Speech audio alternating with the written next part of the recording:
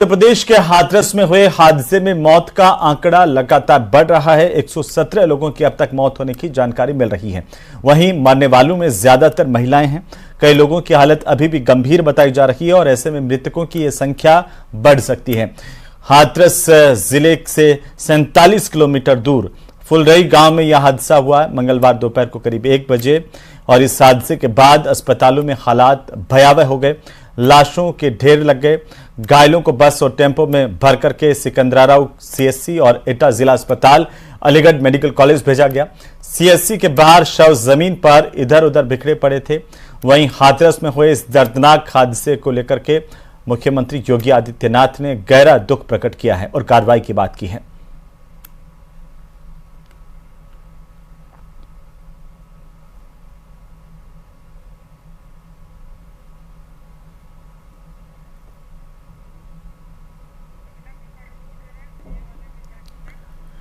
तो हाथरस में सत्संग में मची भगदड़ में भरतपुर की महिला और उसकी बेटी भी घायल हुई हैं। भरतपुर से करीब 800 की संख्या में लोग इस सत्संग में शामिल होने के लिए गए थे। ये तमाम गरीब तबके के लोग बताए जा रहे हैं। जानकारी के मुताबिक भरतपुर के विजयनगर कॉलोनी कुमारदेवपुरा गांव से बस भर करके गई थी लोगों की और अब सब लोग ये रोते हुए दिखाई दे रहे हैं। बाकी लोग अपनी छोटी गाड़ियों से हाथरस पहुंचे थे। हादसे की सूचना मिलते ही परिजनों ने जानकारी जुटाना शुरू कर दिया। भरतपुर के मला गांव की रहने वाली रानी अपनी बेटी के साथ इस सत्संग में शामिल होने के लिए गई थी, जहां पर वो भगदड़ के दौरान घायल हुई हैं। फिलहाल वे अपने रिश्तेदारों के यहां पर ठहरी हुई हैं। जानकारी यह भी है कि लोग भरतपुर से हाथरस पहुंचे और अपने आसपास के रहने वाले रिश्तेदारों के साथ पूरी जानकारी जुटा रहे हैं। शहर के विजयनगर कॉलोनी, दयोपुरा, जसवंत नगर, मल्हा आदि गांव से लोग इस सत्संग में शामिल होने के लिए गए थे, जो अब दुखी हैं।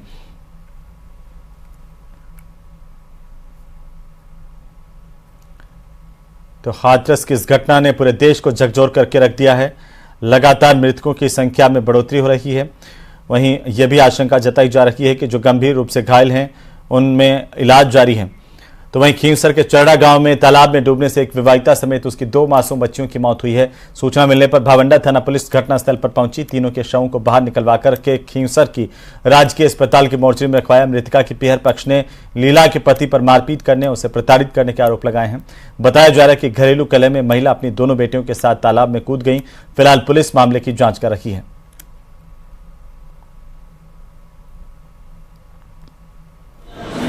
थाना भावंडा में चरड़ा गांव पड़ता है। वहाँ एक विवाहित और उसकी 2 बच्चियों के गांव में जो तालाब बना हुआ है उसमें से डेड बॉडी बराबर हुई।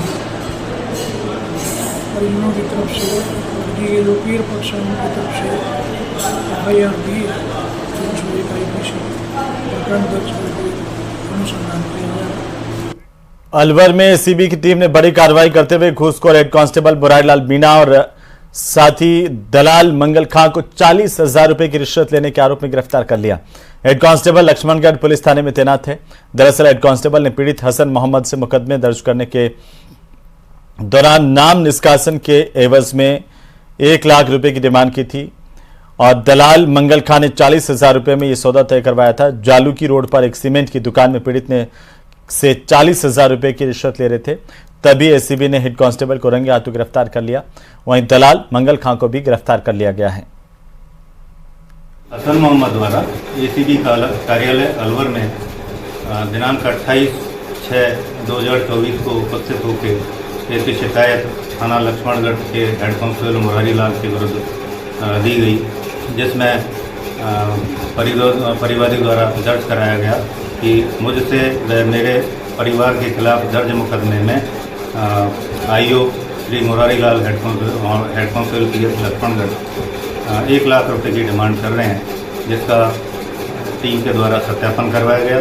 दौरान सत्यापन आरोपी श्री मुरारीलाल व उनके साथी दलाल श्री मंगल खान द्वारा परिवादी से 1 लाख रुपए रिश्वत के 6 लोगों के नाम निकालने की। मंत्री सुमित गोदारा ने भजनलाल शर्मा को पर्ची वाले सीएम बताने पर गोविंद सिंह डोटासरा पर पलटवार किया। उन्होंने कहा कि पर्ची सीएम तो अशोक गहलोत थे। 1998 में परशुराम मदेरणा को सीएम बनाया जा रहा था, लेकिन अचानक पर्ची लेकर अशोक गहलोत आ गए थे। साथ ही उन्होंने कहा कि भजनलाल शर्मा के नेतृत्व में प्रदेश तेजी से आगे बढ़ रहा है। कौन सी पर्ची की सरकार? जनता में चुने हुए विधायक है। पर्ची के तो आए थे अशोक गहलोत 98 में, जब जो वो विधायक ही नहीं थे, पर्ची से तो वो आए थे। डोटासरा जी को ज्ञान दो, डोटासरा जी की याददाश्त कमजोर है, वो भूल जाते हैं बात। उनसे पूछो कि पर्ची के कौन आए थे? अशोक गहलोत पर्ची से आए थे। तो वहीं बीजेपी और कांग्रेस में विधानसभा उपचुनाव को लेकर तैयारियां तेज हो गई हैं। 5 सीटों में होने वाले उपचुनाव में झुंझुनू विधानसभा सीट भी शामिल है। इस सीट से विधायक बृजेंद्र ओला के सांसद चुने जाने के बाद यहां पर अब उपचुनाव होंगे। बीजेपी और कांग्रेस ने उपचुनाव के लिए अपने अपने प्रभारी नियुक्त कर दिए हैं। कांग्रेस ने सांसद बृजेंद्र ओला, विधायक मनोज मेघवाल, झुंझुनू जिलाध्यक्ष दिनेश सुंडा, झुंझुनू कांग्रेस के प्रभारी राम सिंह कसवा को प्रभारी नियुक्त किया। तो वहीं बीजेपी ने मंत्री अविनाश गहलोत, सुमित गोदारा, विधायक गोवर्धन वर्मा और प्रदेश महामंत्री श्रवण सिंह बगड़ी को प्रभारी बनाया। झुंझुनू विधानसभा उपचुनाव में एक बार फिर से भाजपा पुराने करिश्मे को दोहराने को लेकर प्रयास करेगी। तो वहीं कांग्रेस के लिए अपनी परंपरागत सीट को बचाने की बड़ी चुनौती होगी।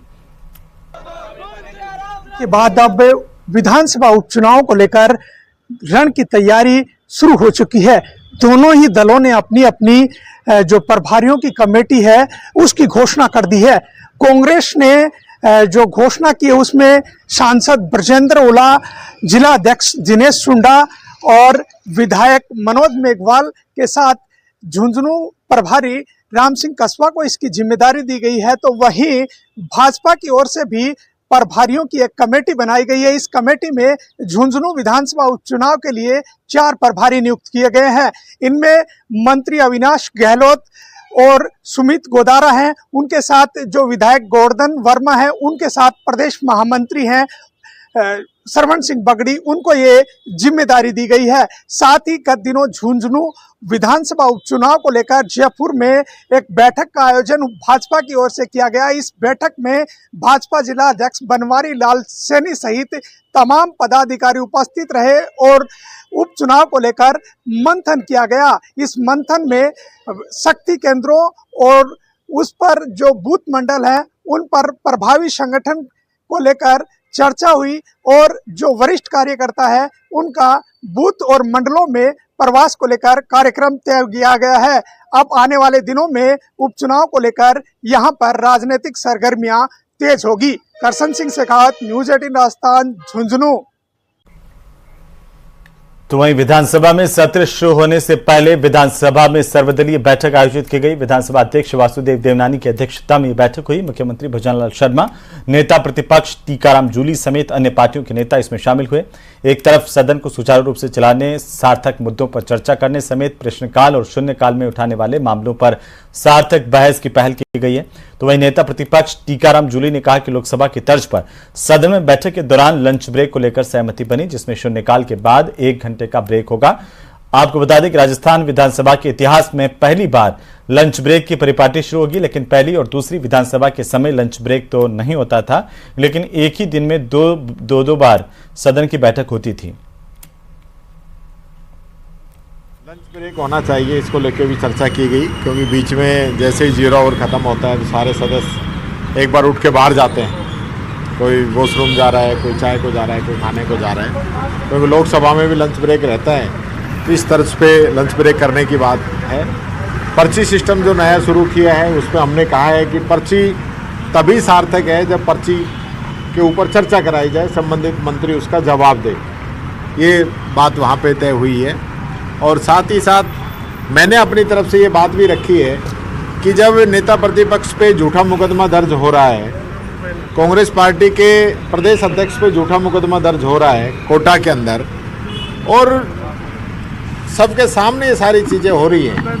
सर्वदलीय बैठक का आयोजन लोकसभा में केंद्रीय सरकार तो करती थी, राजस्थान में ऐसा कभी होता नहीं था, लेकिन नई परंपरा चालू की है और उसी परंपरा के सिलसिले में आज सर्वदलीय बैठक का आयोजन हुआ। माननीय मुख्यमंत्री स्वयं आए उसमें और पूरे समय बैठे। काफ़ी मुद्दों पर चर्चा हुई, आगे सदन कैसे चलाना है, क्या क्या मुद्दे लेने चाहिए, क्या नवाचार और किए जा सकते हैं, उस सारे बारे में चर्चा हुई। खुले मन से सबने चर्चा में भाग लिया। सर्वदलीय बैठक में जो प्रमुख एजेंडा जो अध्यक्ष जी का था कि भाई सब लोग मिलकर के जनता के जो मुद्दे हैं उन पर व्यापक विचार विमर्श हो, बहस हो और एक औचित्यपूर्ण बहस हो। तो उन्होंने सभी दलों से एक कॉपरेशन सीख किया कि अच्छा सदन चले, सभी को पर्याप्त समय मिले। वहीं विधानसभा सत्र से पहले देर शाम को बीजेपी विधायक दल की सीएमआर में बैठक हुई, जिसमें नरेंद्र मोदी की तीसरी बार प्रधानमंत्री बनने को लेकर के खुशी प्रकट की गई। मीटिंग में सत्र के दौरान विपक्ष के हमलों का करारा जवाब देने की रणनीति को लेकर लंबी चर्चा हुई। जो है विपक्ष बहुत आक्रामक है और सरकार को कई मुद्दों पर घेरने की पूरी उनकी तैयारी है, तो ऐसे में किस तरह से सत्ता पक्ष का रुख रहने वाला है? किस बात पे आक्रामक है? उनके नेता जो हिंदुओं को हिंसक कहते हैं, जिस तरह उनके विपक्ष के आप नेता टीकाराम जी जूली बोलते हैं, या कांग्रेस के प्रदेश अध्यक्ष डोटासरा जी, क्या उनके पास कोई बोलने का कोई विषय नहीं है? क्या बात करें? आप पिछले 6 महीने में इस सरकार ने आप देखिए कि 5 करोड़ की सड़कें प्रत्येक विधायक को दी, प्रत्येक विधायक को स्वास्थ्य केंद्र के भवन दिए, स्कूल में कक्षा दिए। ऐसे काम जो कभी नहीं हुए पिछले 6 माह में हुए। विकास के जो काम अब आप देखिए आने वाले समय में कितने शानदार कार्य होंगे कि जनता वास्तव में प्रशंसा कर रही है सरकार की, और कांग्रेस का बोलने लायक कुछ है ही नहीं। कांग्रेस तो इसमें ही खुश है कि वो 99 तक पहुंची, उसको इस चीज में खुशी है। जबकि तीसरी बार भारतीय जनता पार्टी की सरकार बनी है, डबल इंजन की सरकार, और राजस्थान विकसित प्रदेश में भारत में अग्रणी स्थान पर आगे इस माननीय भजन लाल जी शर्मा जी के नेतृत्व में होगा।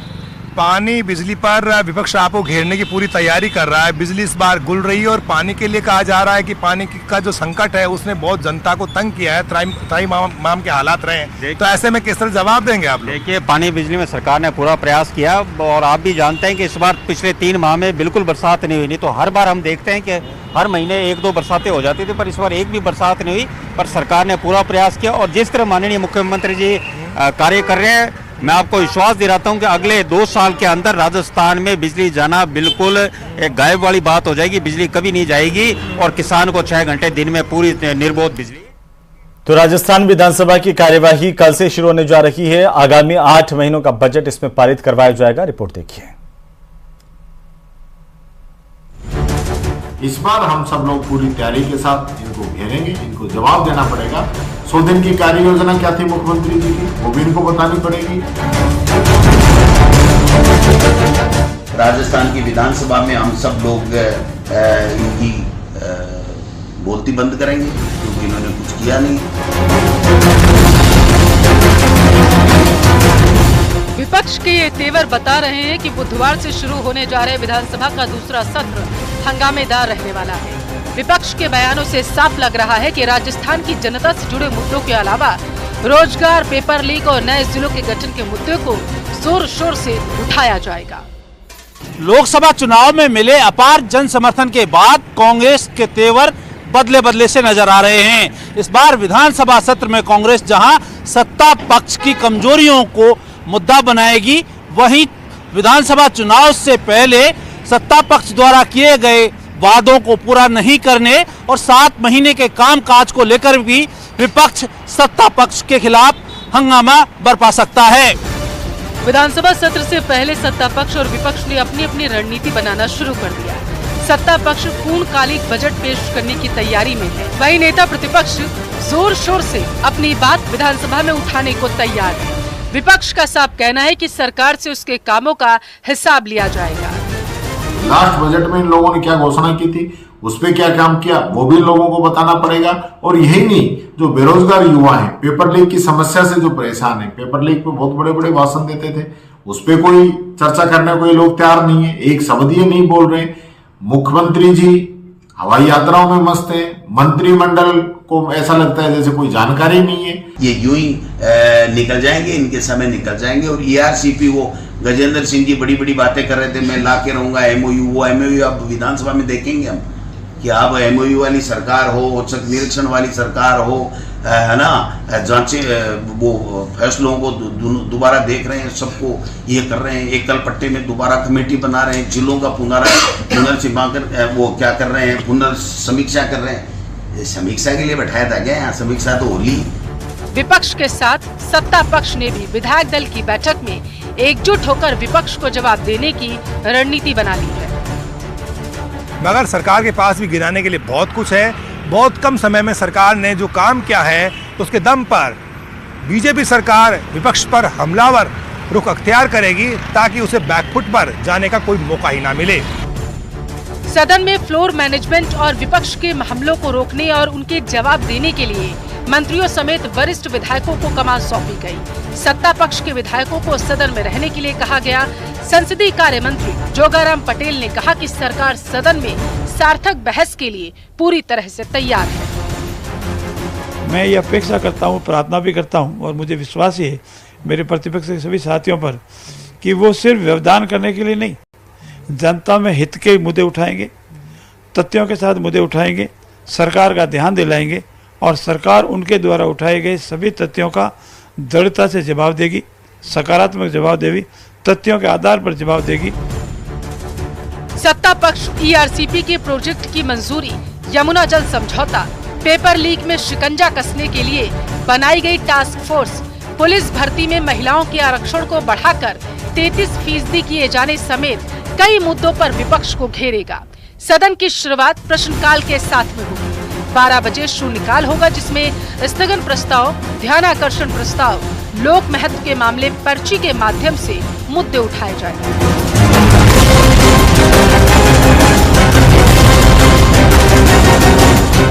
6 माह पूर्व सत्ता गंवाकर विपक्ष में बैठने वाली कांग्रेस इस बार लोकसभा चुनाव परिणाम के बाद काफी उत्साहित है, जिसका सीधा असर सदन में देखने को मिलेगा।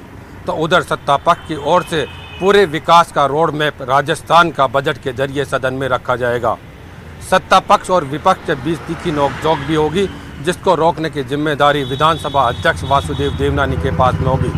लेकिन इन सब के बीच उम्मीद ये की जानी चाहिए कि प्रदेश के समस्याओं के समाधान के लिए सदन में चर्चा हो।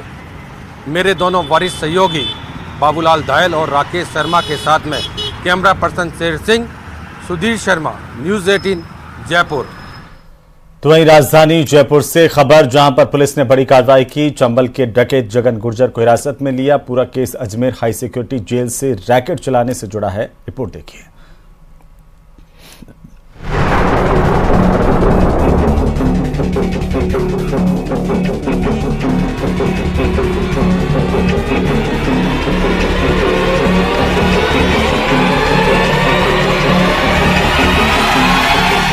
अजमेर की हाई सिक्योरिटी जेल से एक्सटॉर्शन कर रंगदारी वसूलने वाली गैंग पर जयपुर पुलिस की ताबड़तोड़ कार्रवाई जारी है।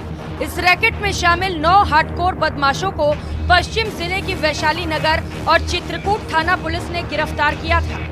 इसके बाद गैंग के हार्डकोर बदमाशों से ताल्लुक रखने वाले धौलपुर के 10 डकैत जगन गुर्जर को भी पुलिस ने धर दबोचा है। पुलिस की गिरफ्त में जगन गुर्जर से गैंग के सदस्य विक्रम गुर्जर की नजदीकियां सामने आई थी, जिसके बाद पुलिस ने निगरानी रखी तो सामने आया कि डकैत जगन गुर्जर इन बदमाशों को अवैध रूप से हथियार दे रहा था।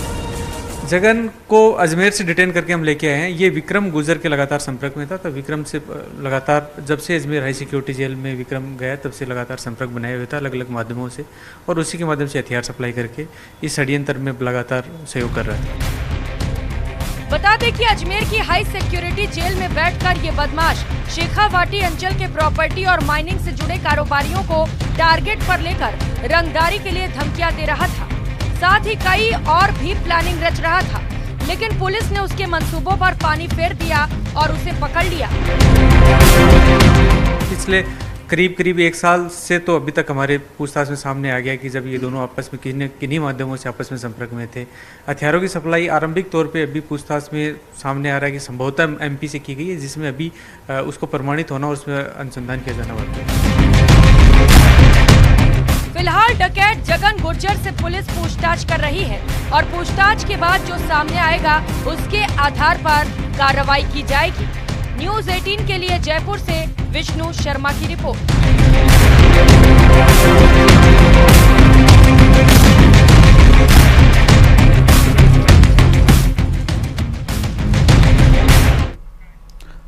और इसी बीच राजधानी जयपुर से बड़ी खबर, जहां पर एसआई भर्ती परीक्षा पेपर लीक मामले से जुड़ी इस वक्त की सबसे बड़ी अपडेट आ रही है। एसओजी ने फरार चल रहे 3 इनामी आरोपियों को गिरफ्तार कर लिया है। 75,000 के इनामी ओम प्रकाश ढाका को अरेस्ट किया गया, 50,000 की इनामी शमी को गिरफ्तार किया गया और 25,000 के इनामी सुनील बेनीवाल को भी पकड़ा गया। गैंग के सरगना यूनिक भामू का हैंडलर सुनील बेनीवाल अब एसओजी की गिरफ्त में है। ट्रेनी एसआई राजेश्वरी को पेपर उपलब्ध करवाया था। एसओजी के हत्थे छोड़ी है शम्मी और सरकारी टीचर ट्रेनी एसआई मंजू को परीक्षा से पहले पेपर पढ़ाया था। बहरहाल एसओजी की तरफ से ज्यादा जानकारी प्रेस कॉन्फ्रेंस करते हुए दी जाएगी। इनसे पूछताछ जारी है। लंबे समय से एसओजी को इनकी तलाश थी। आखिरकार प्रदेश के पेपर लीक प्रकरणों में संलिप्त ये मास्टरमाइंड एक एक करके पुलिस के हत्थे चढ़ रहे हैं।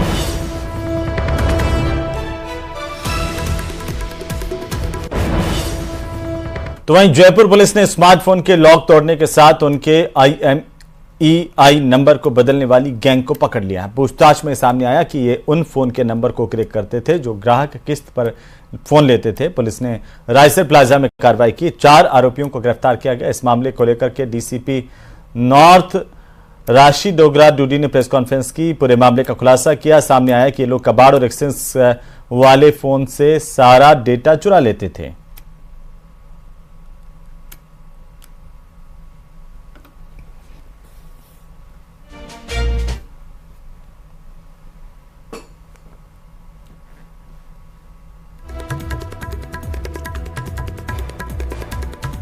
तो 100 से ज्यादा फोनों का इन्होंने IMEI चेंज कर दिया।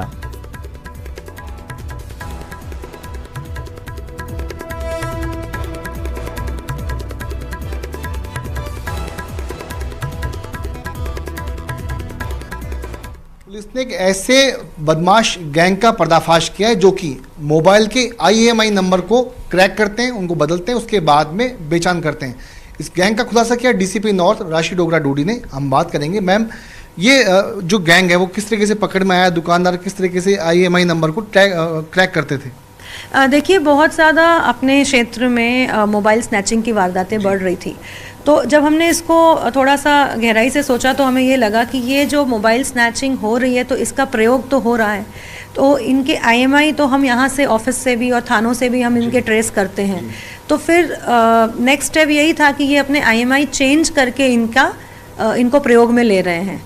तो फिर हमने इसमें थोड़ा सा अपने एरिया में कहाँ पे ये मोबाइल शॉप्स हैं और कहाँ इनके द्वारा इस तरह का मोबाइल रिपेयरिंग या सर्विस शॉप्स हैं, तो वहाँ पे हमने थोड़ी रेकी करवाई, कुछ अपना इंटेलिजेंस गैदर किया और कुछ दुकानों को हमने इस प्लाज़ा में हमने कुछ दुकानों को चिन्हित किया।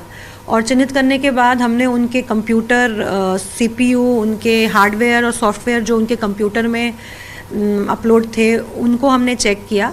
तो हमें करीबन ऐसे 100 उनके, चूँकि पहले का डेटा तो वो डिलीट कर देते हैं, लेकिन जो उनकी हिस्ट्री में जाके जितना हम निकाल पाए तो उसमें कम से कम 100 ऐसे हमें मोबाइल फ़ोन्स के बारे में पता चला जिनकी IMEI इनके द्वारा चेंज की गई है। कैमरा पर्सन अविनाश के साथ विष्णु शर्मा, न्यूज़ 18 राजस्थान, जयपुर। वहीं अनंत अंबानी और राधिका मर्चेंट की शादी के मौके पर रिलायंस इंडस्ट्रीज लिमिटेड की तरफ से RIL कैंपस में सामूहिक विवाह का आयोजन किया गया। नवी मुंबई के रिलायंस कॉर्पोरेट पार्क में आयोजन किया गया, जहां पर रिलायंस के चेयरमैन मुकेश अंबानी और रिलायंस फाउंडेशन की चेयरपर्सन नीता अंबानी नवविवाहित जोड़ों को आशीर्वाद उन्होंने दिया। इस दौरान नीता अंबानी ने कहा कि आज नवविवाहित जोड़ियों को देखकर बहुत ही आनंद हो रहा है। उन्होंने कहा कि मैं एक माँ हूँ और माँ को जितनी खुशी होती है अपने बच्चों की शादी देखकर, वही आनंद आज मुझे हो रहा है।